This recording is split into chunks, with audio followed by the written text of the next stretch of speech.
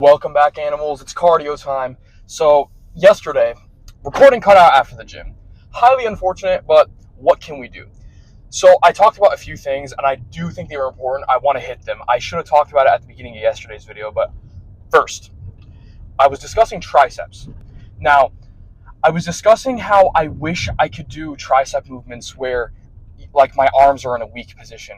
Now, what do I mean by a weak position?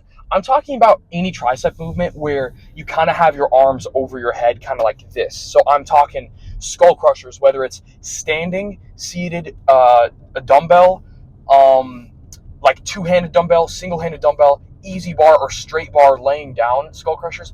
I can't do any of those. I'm also including overhead rope extensions, not the leaning forward ones. I can do those, but the ones where you have the cable like set to the lowest setting, and then you're holding the rope up here as you're standing, leaned a bit forward, and you're kind of pushing the cable up. I wish I could do those movements, but I legitimately can't. I injured my elbow like at the beginning of my lifting journey. I'm talking like 7th grade, 8th grade, and it was at like school weights. It was so stupid. I wasn't even ego lifting, but I was like, I don't know, I was doing some laying down dumbbell tricep skull crushers, and I guess when I was setting down the weight, I hyperextended my arm, and I went to a physical therapist, and it turns out I have naturally hyperextensive joints. It was my left arm that hurt. So now I can no longer do movements like this. I like, always feel like a pop because my nerve, it turns out, slipped out of its groove on the bone. So now every time I bend my arm like this, even like this, I can feel a pop going back and forth. But it's not uncomfortable until I put it in the same position where I got it injured. But anyways, discussing those types of movements, if you can do them, they are great. The only thing I will say against overhead tricep movements is that they do put a little bit more tension on the joints. It's a little harder on the joint. I don't know if it's like a shearing force, but I know they're harder on your joints. So if you have joint issues, don't go with overhead extensions or skull crushers. They're a bit tough. But man, if you can do them, they are great. I remember when I was able to do them, and like the feeling you get from that stretch at the top, it's just like the easiest way to really like get that tricep moving deep and like into the long head. So if you can do that, you're a lucky freaking person. Would highly recommend. But I would caution you to just be careful about the weight you're using and not to go too crazy, because you can get hurt. It is a very weak position, and especially if you're putting things down behind you, your arms aren't meant to go there, like if you go too far back. So that should make some sort of sense. And also, for you dudes that, might be on something, let's just say that, if you guys are on some sort of steroids, your joints and ligaments are going to be a little bit weaker. So I would be a little cautious about using those type of movements, especially if your joints, you think they might be compromised. You're going to be a little bit more injury prone if you're on stuff, and especially if you're full blasting. So please be careful. Now, this is not an endorsement in the slightest of steroids. As a natural lifter myself, I'm highly against steroids, and I like to use this analogy. Let's think in Clash Royale terms. Who do you respect more? Do you respect the guy that pushed to Ultimate Champion by just buying all the evolutions and running like spending hundreds of dollars to buy the new meta deck every season? Or do you respect the guy that, made his homemade deck or has been running the same like one or two decks for like the last 8-9 years? I mean, that guy has been like putting in the work every single day, mastering his craft at that deck, putting in like hard work, sweat and tears in the arenas, all the way from training camp to Legendary Arena. Oh, now that dude, that's the guy that I respect. I mean, that's a respectable climb. Let's be honest here. But anyways, back to the topic at hand. I feel like it's the same thing with weightlifting. What I feel is more fulfilling, rather than kind of using a video game cheat code or like paying to win, because steroids really are a pay to win. It is what it is. I said what I said. But rather than paying to win, wouldn't it feel a little bit better to know you really got it all yourself? Now, while it is still your work, it does feel like you're skipping past some of that grit and grind. I mean, how good would it feel to know that like you did it all by yourself without anything external? I think that has something of value. I mean, we're getting philosophical again. But there's just something special about doing it yourself. The only time that I would I would like consider being like, okay, like maybe your use of steroids is justified. If you want to be a professional, and I'm not talking like, oh, I wanna try this weightlifting thing, then you blast for like a year and quit. Do not do that. Like what are you doing? But if you have been lifting for like 10 plus years, and you're approaching your, I don't know, mid 20s, late 30s, or sorry, not late 30s, like 30s, and you want to be a pro, and you really have like that physique potential, then, I don't like it, but it makes sense. It makes sense if you decide to hop on. But otherwise, if your reason for like beginning like lifting and wanting to get big is something as simple as, bro, I just wanna get the girls. Well, I have some bad news for you, buddy. Guess what the muscles attract? Men.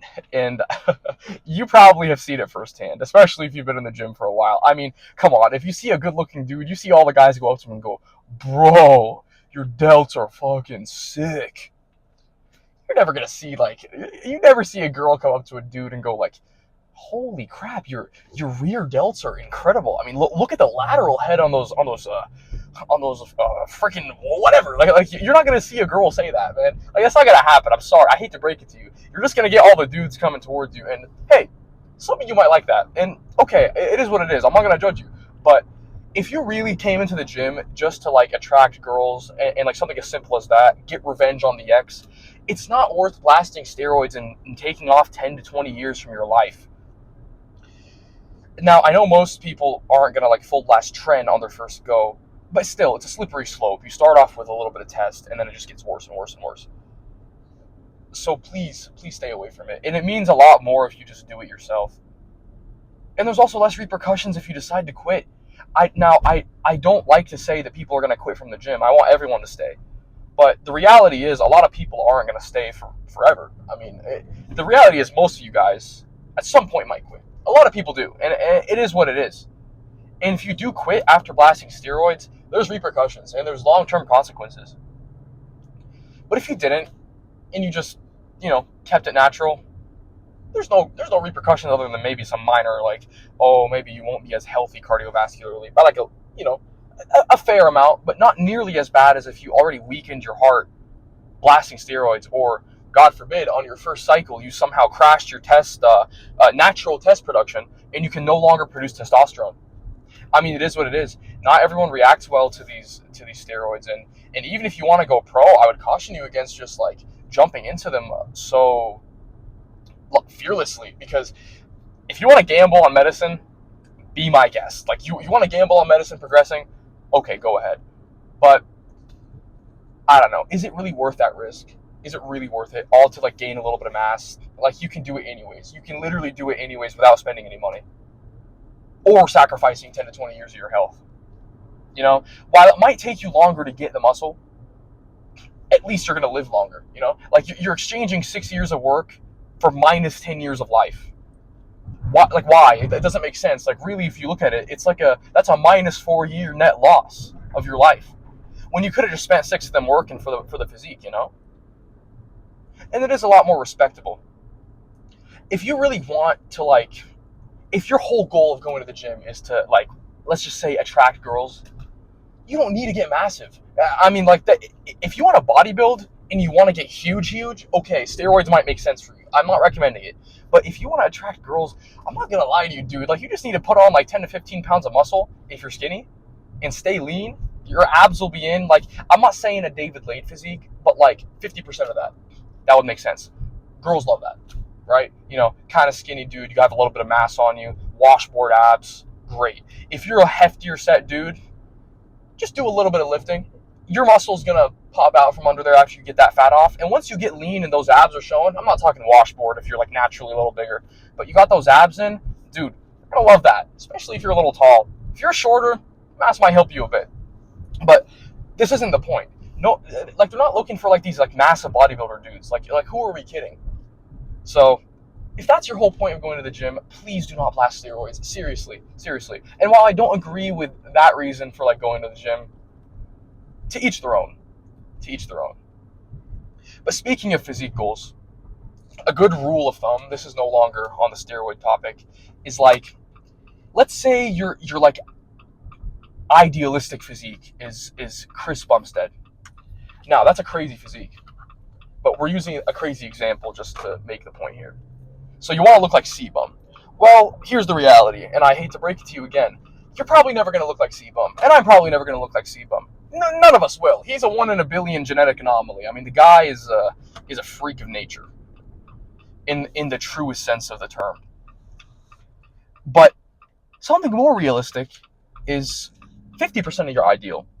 Now, what is an ideal? An ideal, to me, if we're talking philosophically, it's an unrealistic goal that's not attainable in real life, just in a very simple sense. And I don't think an ideal should be attainable. I mean, sure, you might be a 1 in a billion freak, but how many of us are animals of that nature, right? But okay, 1 in a billion freaks might get it, but it's an ideal, and most people can't reach it. What's nice about ideals? It's something you can look up to, and it's a great example. Like, while he did blast steroids, still, he looks incredible. He's a good ideal. So a more realistic goal, something we might be able to achieve, is 50%. Greg Doucette does a great job of this. I love Greg Doucette's whole philosophy on like your dream physique. 50% of the way there. 50% of the way there. That makes sense, because to get to these extreme online physiques that we see, you have to. These guys are editing their photos, they're editing their videos, they're taking pictures with a full pump in incredible lighting, and they just look even freakier than they actually do in real life. Go back like 2 weeks of videos, 1 week of videos, and you'll see I posted like one pose down in like some ballet Pilates room. Dude, I looked horrible. It was in like normal lighting with like no down lighting, and it was honestly up lighting, so like it was making me look like fat. But I'm not single digit body fat, but you can see my abs. Now go to some videos where I'm posing down with down lighting, and my pump is in and everything, and suddenly I look like I'm like 10 percentage points less in body fat. The veins are like coursing through, So, and I'm sure these professionals have insane filters on that, like I couldn't even tell you about. I'm a Neanderthal when it comes to video editing. But 50% of the way to your goal, that's still a lot. Imagine 50% of a C-Bum, 50% less mass, a little bit less leanness and all that. But still, isn't that insane? Like, you're still looking at like a genetic anomaly if you're 50% a C-Bum. Now, that is extreme. Even most of us won't be able to become 50% of a C-Bum. But you get the idea. Maybe the physique you're looking for is like, let's just say Alex Eubank. He's got the aesthetics. I think that's a pretty common, like, oh, I want to look like Alex Eubank. Okay. Imagine, maybe you have the crazy chest, but maybe you won't have the crazy delts, but you'll have the good triceps, and you'll have decent biceps. You won't have crazy legs, exactly, but your hamstrings will be beautiful, or maybe let's say your quads. You don't need everything. And if you have who's actually going to get to the ideal, So it's tough to explain, but 50% of the way there is still a lot, because you're pursuing an ideal that for the average dude, let's be honest, most of us aren't going to be able to pursue professional like careers in like health and fitness. Most of us have to work jobs. If you're working a job, you can't dedicate 7 days a week to the gym. If you have a family, you can't do that. If you're going to school, if you really want to pursue a career, you can't do that. If you're working a 9 to 5 all the time, it's tough. It's tough unless you sacrifice all your free time for that. So 50% of your objective is still great. 50% of the mass, 50% is lean. Okay, maybe a little bit more lean. Leanness is good. Do your cardio now. But you get the idea. There's a pandemic online of like, having to like get all the aesthetics and everything, and it's very, very extreme. I feel like there's been like a physique inflation, and the idea of like what's good has gotten very muddied. And you'll notice, even if you haven't reached like your objective, you'll notice somewhere along that journey, maybe 6 months to a year and a half in that range, you'll start getting a lot of compliments. Dude, you're looking really good. Like, holy crap, bro, how'd you put on like this much mass? And you'll see it happen, trust me. If you just trust the process, you might not see the changes yourself, because you see yourself all the time. You're used to yourself. But you see people that haven't like been around you in a while, and then you'll realize how many of those changes you really made. And why I say 50% as well, as you progress, your expectations are going to start rising, because you see yourself all the time. I didn't notice over the last 2 years how much I'd put on size-wise. I felt like I was still like pretty small, still pretty new, but no. So just remember, sometimes it's good to take a step back, look at how far you've come, and realize that maybe not like, don't get complacent, but realize that you've already done a lot and you should be proud. Anyways, let's go bang on some cardio, and I'm going to watch some. Shoot, can't watch JoJo's anymore since I pretty much caught up. We'll see what we're gonna do. Anyways, I'll see you guys in there. Oof, W cardio. Time to head back. I'm very happy. We reached a big milestone.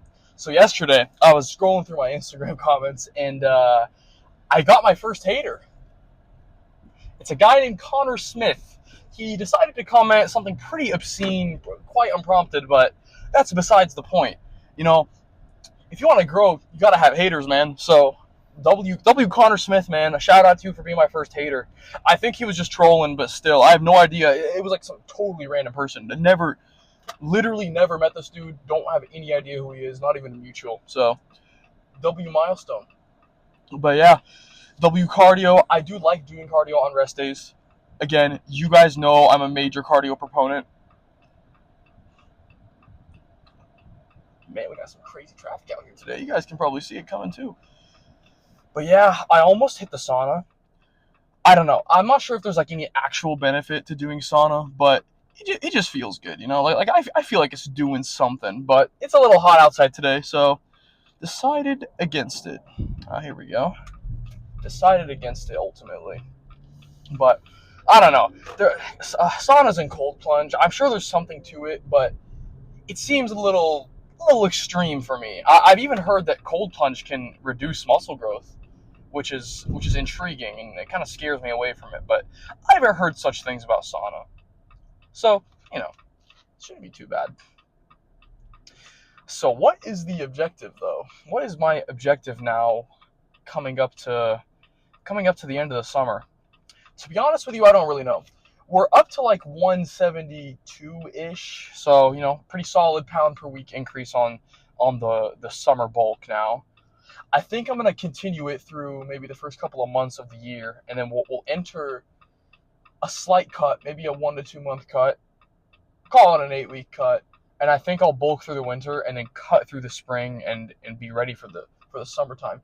So there's potentially a competition. If you remember the coach that came up to me at Genesis maybe like a few days ago, last weekend, his name was Robert Green. He's hosting a bodybuilding show, I think, somewhere around where I'm at. So, and I think that's next August, like not this one. I'm talking like after next summer. So if it lines up that I'm in town and it works out, like once I know what the date is, I'm considering making a little bit of a debut there. I think we'll have put on some of the mass I need to be competitive in like the natural classic physique category, or maybe open. Oh shit. Oops, a little bit of an oopsie there. I'm not too sure what the categories are for natural, but could make our debut, depending on like the show and the requirements and stuff. But we will see. I think that'll give us enough time to correct any weaknesses from now until next year. I want to work on the lats a little bit more. Leg mass is there. I do need to shave my legs for a show, so I'm looking a little hesitant for that one. But I don't know. I think we'll have time to correct anything that needs to be corrected and make up for some weaknesses. I think the triceps are going to start getting there. I've been feeling them like surge recently. Even through the cut, my strength kind of stayed, and they're doing good. They're catching up to the biceps, especially with the pump. Unpumped, it still looks natural, but with the pump, it's starting to look good. So we shall see. I really want to zone in on those specifics this year, because I've been generally just like doing whatever, but it might be time to start doing some targeted lifts. I mean, specifically like reducing volume on shoulders, because the shoulders are looking good, and that's not very like common for natural athletes, and I kind of have it there. So it could be time to take away a little bit of that volume from shoulders and maybe start focusing in on triceps a little bit more. We've been focusing on chest for a while, and maybe back training needs a little bit of a shift. I might change up my split. I think the push-pull legs might need to be put to rest. I might switch to a split where I'm doing more volume on specifically triceps. Same volume on chest. I've been liking that. The growth has been pretty nice.